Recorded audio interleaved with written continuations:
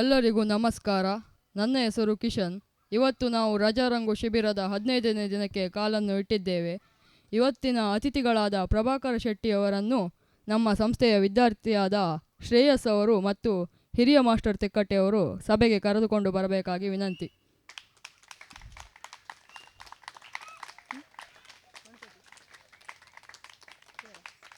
ಹಾಗೆ ನಾಗೇಶ್ ಸರ್ ಅವರು ಬರಬೇಕಾಗಿ ವಿನಂತಿ.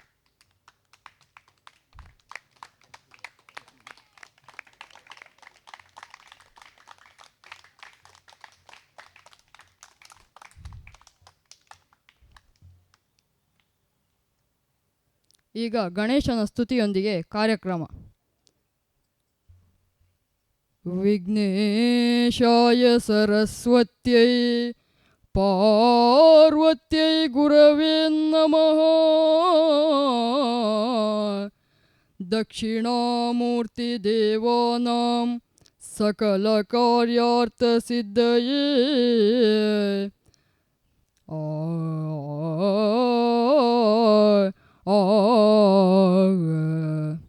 ಈಗ ನಾವೆಲ್ಲರೂ ಒಟ್ಟಾಗಿ ಶಿಬಿರ ಗೀತೆಯನ್ನು ಹಾಡೋಣ.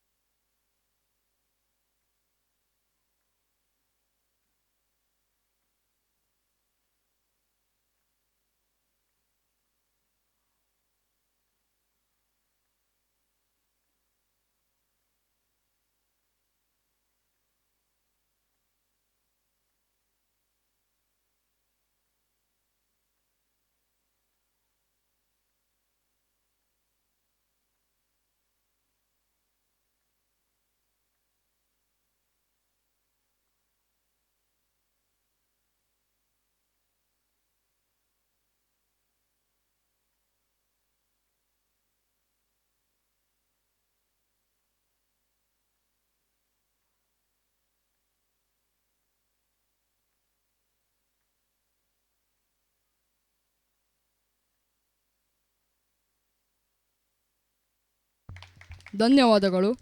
ಈಗ ಅತಿಥಿಗಳ ಸ್ವಾಗತಕ್ಕಾಗಿ ಸೃಷ್ಟಿ.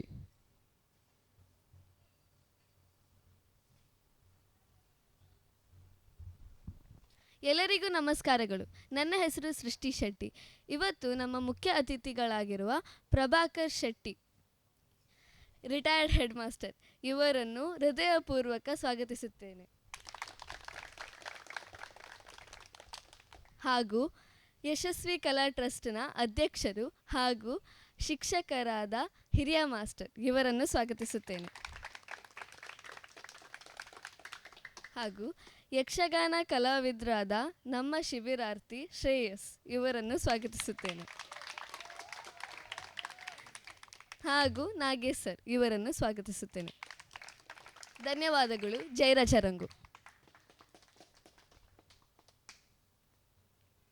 ನಿನ್ನೆಯ ದಿನಚರಿಯನ್ನು ಓದಲಿದ್ದಾರೆ ತನ್ಮಯ್ ಶೆಟ್ಟಿ.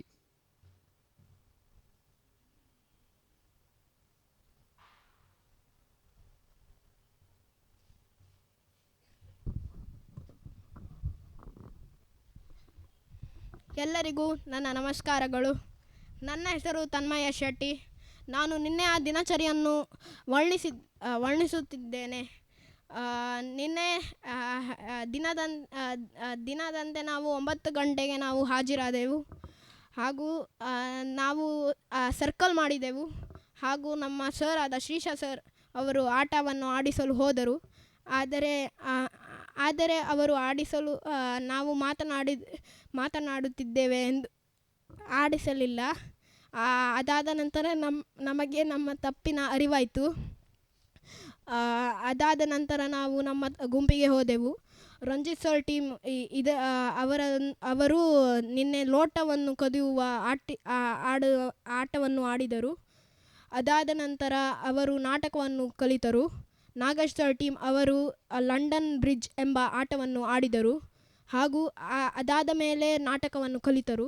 ಅಶೋಕ್ ಸರ್ ಟೀಮ್ ಅಂದರೆ ನಮ್ಮ ಟೀಮ್ ಅವರು ಗೂಳಿ ಎಂಬ ಆಟವನ್ನು ಆಡಿದೆವು ಹಾಗೂ ಅದಾದ ಮೇಲೆ ನಾವು ನಾಟಕವನ್ನು ಮಾಡಿದರು.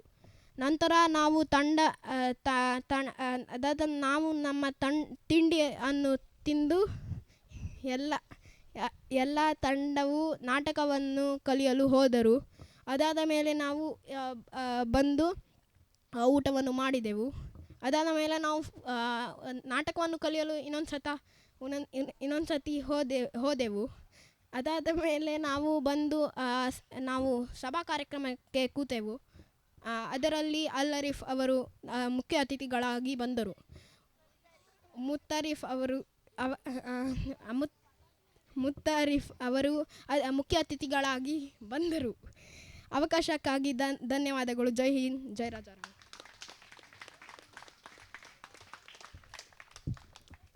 ಈಗ ಅತಿಥಿಗಳ ಪರಿಚಯಕ್ಕಾಗಿ ನಿಶ್ಚಯ್ ಪಿ.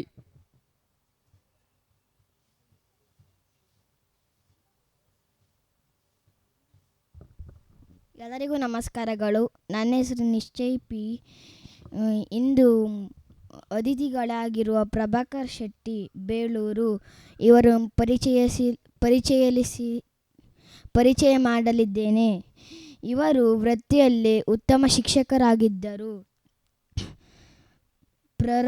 ಪ್ರವೃತ್ತಿಯಲ್ಲಿ ಶಿಕ್ಷಕರಾಗಿದ್ದರು. ಇವರು ಅನೇಕ ತರಕಾರಿ ಗಿಡಗಳನ್ನು ನಟ್ಟಿ ಅದರಿಂದ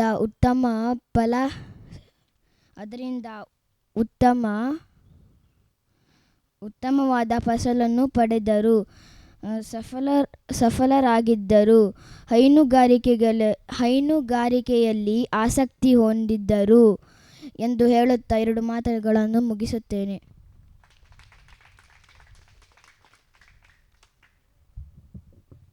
ಈಗ ಮುಖ್ಯ ಅತಿಥಿಗಳಾದ ಶ್ರೀ ಪ್ರಭಾಕರ್ ಶೆಟ್ಟಿ ಬೇಳೂರು ಇವರು 1-2 ಮಾತುಗಳನ್ನಾಡಬೇಕಾಗಿ ವಿನಂತಿ.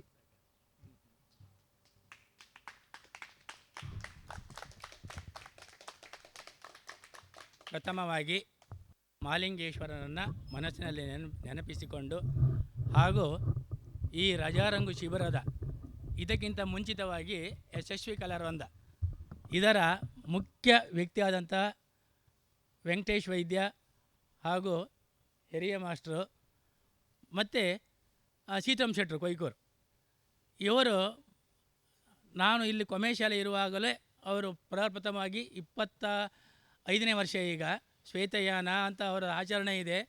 ಒಂದು ಸಂಸ್ಥೆಯನ್ನು ಹುಟ್ಟು ಹಾಕಬೇಕಾಗಿ ಆ ದಿನ ಪ್ರಾರಂಭ ಮಾಡಿ 25 ವರ್ಷಗಳ ತನಕ ಅದನ್ನು ನಡ್ಸ್ಕೊಂಡು ಹೋಗಬೇಕಾದ್ರೆ ಅದರ ಸಾಧಕ ಬಾಧಕ ಪೂರ್ತಿ ಅವರ ಹತ್ರ ವಿಚಾರಿಸಿದರೆ ಗೊತ್ತಾಗುತ್ತೆ. ಯಾಕಂತಂದರೆ ಒಂದು ಸಂಸ್ಥೆಯನ್ನು ಹುಟ್ಟು ಹಾಕಿ ಸುದೀರ್ಘವಾಗಿ ಆ ಸಂಸ್ಥೆಯನ್ನು ಬೆಳೆದುಕೊಂಡು ಹೋಗಬೇಕಾದರೆ ಎಷ್ಟು ಕಷ್ಟ ಅಂಥೇಳಿ ಅದರ ಅರಿವು ಅವರಿಗಿದೆ ಮತ್ತು ಶ್ರೀಯುತ ಹಿರಿಯ ಮಾಸ್ಟರಿಗೂ ಸಹ ಇದೆ. ಇದರ ಯಶಸ್ವಿ ಕಲಾವೃಂದದ ಪ್ರಪ್ರಥಮ ಮಕ್ಕಳ ಶಿಬಿರದಲ್ಲಿ ನನ್ನ ಮಗಳು ಸಹ ಇದ್ದಿದ್ದಾಳೆ. ಹಾಗೆ ಸುದರ್ಶನ ಉರಾಳ ಸುದರ್ಶನ ಅಷ್ಟೇ ಅಲ್ಲ, ರಾವ್ ಅವನು ಇದ್ದಿದ್ದ. ಅವರು ಆ ಪುಟ್ಟ ಮಕ್ಕಳಿಗೆ ನನ್ನ ಮಗಳು 5ನೇ ಕ್ಲಾಸ್, ಅವನು 4ನೇ ಕ್ಲಾಸ್ ಯಕ್ಷಗಾನದ ತರಬೇತಿಯನ್ನು ಸೀತಾರಾಮ ಮಾಸ್ಟರು ಕಳಿಸಿಕೊಟ್ಟು ಕೋಟೇಶ್ವರದ ಜಾತ್ರೆ ಪ್ರಯುಕ್ತ ಅಲ್ಲಿ ಮತ್ತು ಕೋಟದಲ್ಲಿ ಸುಮಾರು ಕಡೆ ಯಕ್ಷಗಾನ ಗದಾಯುದ್ಧ ಪ್ರಸಂಗವನ್ನು ಮಾಡಿದ್ದಾರೆ. ಹಾಗೆ ತಾಳಮದಲೆಯ ಸಹ ಮಾಡಿದ್ದಾರೆ. ತೌಡು ಅಂತ ಇದ್ದರು, ಅಲ್ಲಿ ಅವರು ನನ್ನ ಮಗಳನ್ನು ಕೊಡಿ, ಸ್ವಲ್ಪ ಅವಳು ವೀಕ್ ಇದ್ದಿದ್ದಾಳೆ, ಸಪುರ ಭೀಮನ ಪಾಟು ಇವಳಿಗೆ ಸರಿಯಾಗಿಲ್ಲ ಅಂತ ಹೇಳಿದ್ದಾರೆ. ಆಮೇಲೆ ಅವರೇ ಕೂತ್ಕೊಂಡು ನಾನು ಎಡವಿದೆ ಸರ್ ಅಂತ ಹೇಳಿದೆ. ಯಾಕಂದರೆ ಅವಳು ಸ್ವಲ್ಪ ನನ್ನ ಹಾಗೆ ಸ್ವರ ದೊಡ್ಡದೆ. ಸುದರ್ಶನು ಹಾಗೆ ಒಳ್ಳೆಯ ವೇಷ ಮಾಡ್ತಿದ್ದ. ಅವ ಈಗ BA-MS ಮಾಡಿ ಅಲ್ಲಿ ಪ್ರಾಕ್ಟೀಸ್ ಮಾಡ್ತಾಯಿದ್ದ. ಮಗಳು ಹಾಗೆ, ನನ್ನ ಮಗಳು ಇಂಜಿನಿಯರ್ ಮಾಡಿ ಬೇರೆ NPSದಲ್ಲಿ ವರ್ಕ್ ಮಾಡ್ತಿದ್ದಾಳೆ.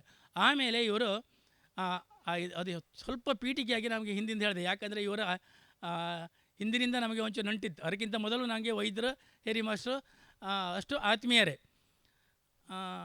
ರಜಾರಂಗು ಹಾಗೆ ಈಗ 10 ವರ್ಷದಿಂದ ಇವರು ಮಕ್ಕಳ ಶಿಬಿರವನ್ನು ಏರ್ಪಡಿಸ್ತಾ ಇದ್ದರು.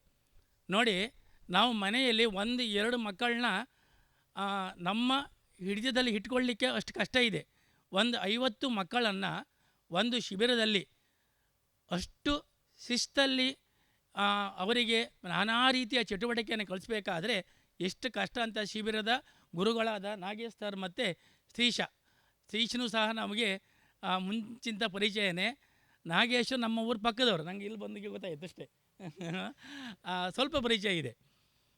ಹಾಗೆ ಇನ್ನೊಂದು ಹೇಳ್ತೀನಿ, ಈ ಶಿಬಿರದಲ್ಲಿ 50 ಮಕ್ಕಳಿದ್ದಾರೆ. ಆ 50 ಮಗುವಿನ ಹತ್ರ 50 ಥರದ ಪ್ರತಿಭೆ ಇದೆ. ನೀವು ಆ ಪ್ರತಿಭೆಯನ್ನು ಇಲ್ಲಿ ಒಬ್ಬರೊಬ್ಬರು ಹಂಚಿಕೊಳ್ಬೇಕು. ಆಗ ನೋಡಿ, ಇವಳ ಪ್ರತಿಭೆ ಅವನಿಗೆ ಬರುತ್ತೆ, ಅವಳ ಪ್ರತಿಭೆ ಅವನಿಗೆ ಬರುತ್ತೆ. ಏನೇನೋ ಒಂದು ಹೊಸ ವಿನ್ಯಾಸಗಳು ನೀವು ಕಲ್ತ್ಕೊಳ್ತೀರಿ. ಈಗ ನೀವು ಯಾಕಂತೇಳಿದ್ರೆ ಇದು ಮೊಬೈಲ್ ಯುಗ, ನೀವು ಬೇಕಾದ ರೀತಿಯಲ್ಲಿ ಯಾವ ರೀತಿಯಲ್ಲಿ ಯಾವುದು ಬೇಕೋ ಅದನ್ನು ಕಲ್ತ್ಕೊಳ್ಳೋಕ್ಕೆ ಅವಕಾಶ ಇದೆ. ಹಾಗಾಗಿ ಈ 50 ಮಕ್ಕಳಲ್ಲಿ 50 ಪ್ರತಿಭೆಯನ್ನು 50 ಜನ ಕಲ್ತ್ಕೊಂಡು ಮತ್ತೆ ನೀವು ನಿಮ್ಮ ಶಾಲೆಗೆ ಹೋದಾಗ ಅಲ್ಲಿ ಬೇರೆ ಮಗುವಿಗೂ ಸಹ ಅದರ ಪ್ರಯೋಜನವನ್ನು ತಿಳಿಸ್ಬೋದು. ಇನ್ನೊಂದು, ಈ ಶಿಬಿರಗಳಲ್ಲಿ ಏನಾಗುತ್ತೆ, ಇಲ್ಲಿ ನೋಡಿ ನೈತಿಕ ಮೌಲ್ಯ ಅಂತ ಹೇಳಿದ್ರೆ ನಾನು ಇಲ್ಲಿ ಬಂದೆ. ನಾನು ಬರುವಾಗ ಯಾರು ನಂಗೆ ಅದು ಈಗ ಗೊತ್ತಾಗೋದಿಲ್ಲ ಯಾರಂದೇಳಿ, ಒಬ್ಬ ಹುಡುಗ ಸರ್ ಬನ್ನಿ ಅಂದೇಳಿ ಕುರ್ಚಿ ತಕ್ಕ ಅಲ್ಲಿವರೆಗೂ ಓಡಿ ಬಂದ. ಯಾರದು? ನೋಡಿ ಅವ. ಯಾಕೆಂದರೆ ಇದು ನೈತಿಕ ಮೌಲ್ಯ. ನೋಡಿ, ಅವ ನನ್ನ ನೋಡಲಿಲ್ಲ, ಪ್ರಥಮವಾಗಿ ನೋಡ್ದ, ಯಾರೋ ಒಬ್ಬ ಅಭ್ಯರ್ಥಿ ನಮ್ಮ ಶಿಬಿರಾರ್ಥಿಗೆ ಬರ್ತಾರೆ ಅಂತ ಹೇಳಿ